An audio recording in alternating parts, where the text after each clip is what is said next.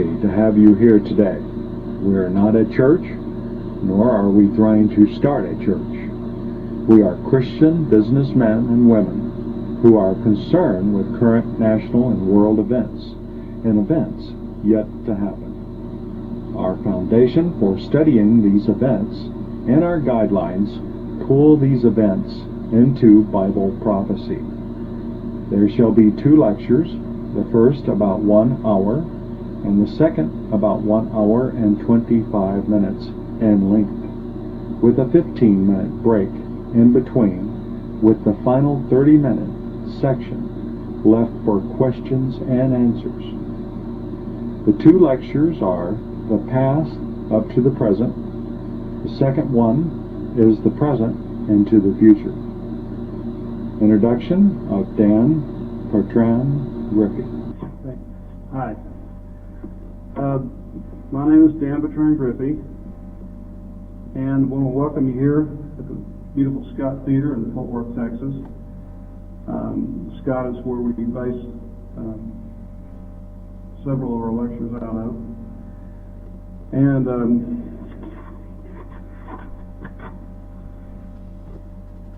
the lecture is World War III and Prophecy, the Revenge of the Czar. World War III will not take the Lord by surprise.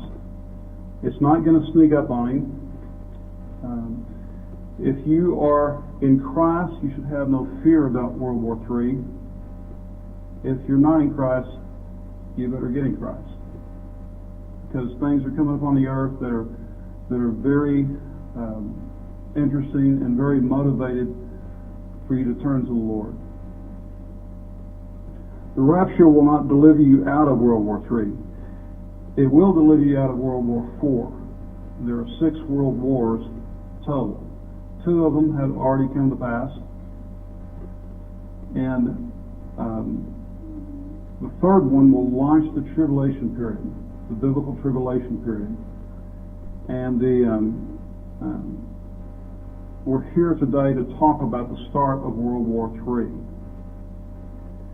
In Eden, Satan received the authority over the earth from man. That is how man fell. When man fell, he turned the authority to the earth over to Satan. But Satan could not dominate mankind. So in these 6 world wars, that is his purpose, to dominate mankind. And if he cannot win these wars, then his plan is he will try to destroy the earth. That is where the Battle of Armageddon comes in. And that is on into the series, but on into the tribulation period. And he actually does not get to destroy the earth, even though he tries to. The Lord returns before he can. And that's the only thing that stops him from destroying all life upon the planet Earth.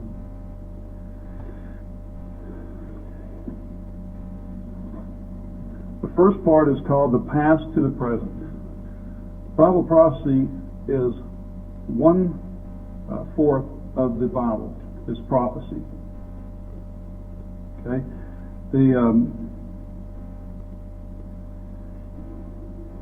It shows you how important prophecy is in the Bible. Although it's been ignored up until the last probably 15 years, with the coming out of late great planet Earth, people got interested more again in prophecy.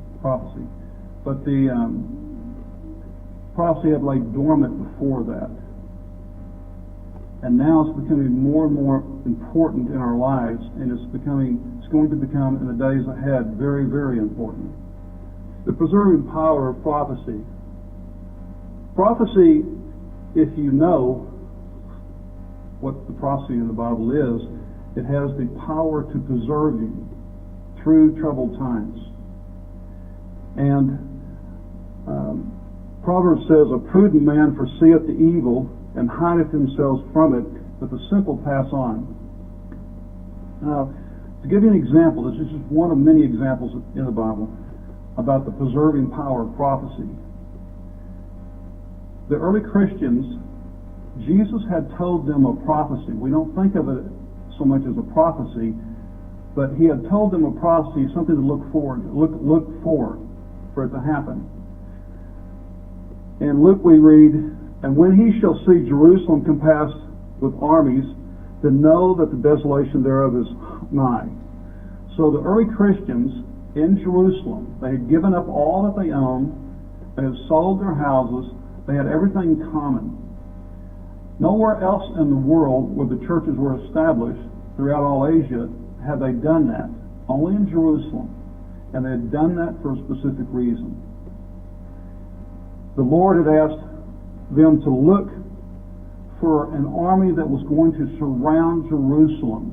And when this was to happen, they were to flee.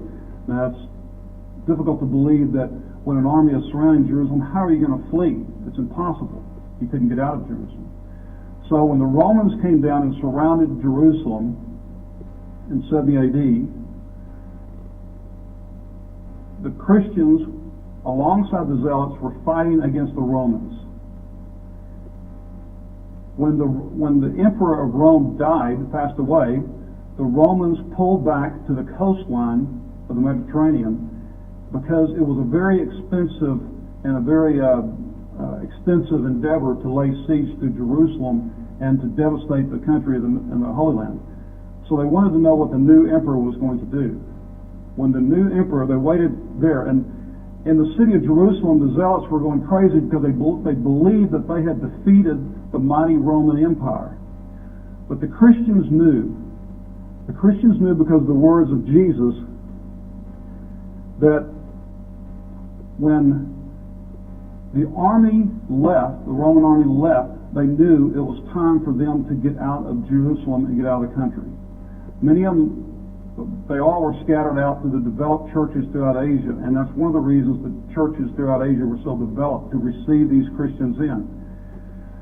Some of them stood off at a distance to see what would happen, how this prophecy that Jesus gave would be fulfilled. And when the Romans on the coastline received word from the new emperor, the word was to go back and utterly destroy Jerusalem, utterly destroy the nation of the Jews in the Holy Land. This was 70 AD. So the Romans came back and they surrounded Jerusalem again. They built a tremendous wall and they went in after some period of time of the siege, they went in and destroyed Jerusalem. They either slaughtered the Jews that were in the city or they put them in slavery. They slaughtered so many that they were tired of slaughtering, so then they put them on the slave markets, and the slave markets were flooded at that time. But the amazing thing is, because of the prophecy that Jesus had gave for them to watch for, not one Christian in Jerusalem and not one Christian Jew in Jerusalem died. They had already left, so they were not enslaved. So that is what our purpose is to do to an extent here, is for you to understand tonight what is going to happen and what is shortly to happen upon the earth and what is going on right now on the earth and what is shortly to happen. It is to understand so that you can sidestep some of the events. You're not going to be able to sidestep all of the events that are going to happen dealing with World War III, but you can protect and sidestep some of them to preserve your family. This is going to be a tremendous witness to those who are not Christians when this happens and you know what is going on. Luke says, "And they shall fall by the edge of the sword and shall be led away captive into the nations. And Jerusalem shall be trodden down with the Gentiles in the times." And this happened in 70 AD. Some biblical events repeat themselves. It's called the twofold fulfillment of prophecy. The first fulfillment is in time, which would be in history. The second fulfillment, which is usually the greater fulfillment, almost always is the greater fulfillment that comes in the tribulation period. So you have prophecy of the Bible, all the prophecy of the Bible that plays out at some point in time in history, and the next time it plays out is in the tribulation period. An example of this would be Ezekiel. In Ezekiel sees the mobile throne of God, but John in Revelation sees the throne room of God in heaven. So the first was a mobile throne, which was a lesser sight, although tremendous, of course. It was a lesser, and then the latter in the book of Revelations, where John sees the throne room, and he sees that in the tribulation time period. Actually, you saw it on the Isle of Patmos, but he was looking into the tribulation period, and that's where he saw it. Behold, I will send my messenger, and he shall prepare the way before me. And the Lord whom ye seek shall suddenly come to his temple. Now, John the Baptist, of course, who the Bible specifically says was clothed in camel's hair, John the Baptist was the first fulfillment of this messenger coming. And it was the first arrival of Christ on the earth, before the arrival of Christ on the earth. And then in the tribulation period, you have two messengers, so it's twofold, it's double, it's a bigger thing, the two witnesses. And I will give power unto my two witnesses, and they shall prophesy 1,260 days. What's interesting is that in Revelation it says that these two witnesses, it gives you their clothing. They were clothed in sackcloth. So it connects them even with John the Baptist, because even his clothing is spoken of. So they are the second fulfillment of what John the Baptist was the first fulfillment. And it's a very important precept to lay out in prophecy, to understand what is going to happen in the tribulation period. The prophetic tree. As I was doing my research in prophecy, I uncovered this thing. I didn't create it, it was already there.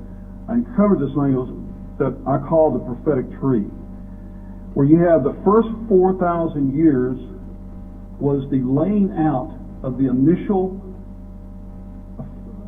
fulfillment of prophecy, the first fulfillment of prophecy. And that would be the root systems that was tremendously developed throughout under the ground. Then you have this 2,000 years from that period of time where the trunk is shot up into the sky, and it's a straight trunk. And you're thinking, well, there's not much going on in prophecy at this time, this 2,000 years. But a tremendous amount was going on, because it was putting all the pieces in place from the first fulfillment of the prophecy. These pieces were going in place like on a chessboard. And this chess game was to be played out in a 7-year tribulation period. And so when you hit into the 7-year tribulation period, and no one knows exactly when it's going to start. We know what starts it, and we'll discuss that tonight, and we'll know what's going to happen during it, but we don't know what year it's going to start, and we'll discuss why we don't know that, and we can't figure that. But in the tribulation period, the fulfillment of these prophecies in their second and greater part breaks forth into these branches, into these leaves and flowers and fruit and everything that is just abundant, tremendously abundant. And this is right before the 1,000-year millennium time starts. And in the 1,000-year millennium time, you've got this massively developed tree that is just full of fruit.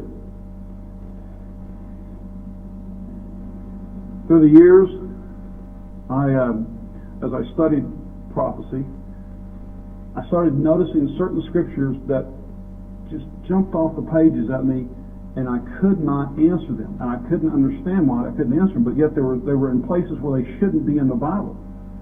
They should be much earlier, much sooner. And to give you an example.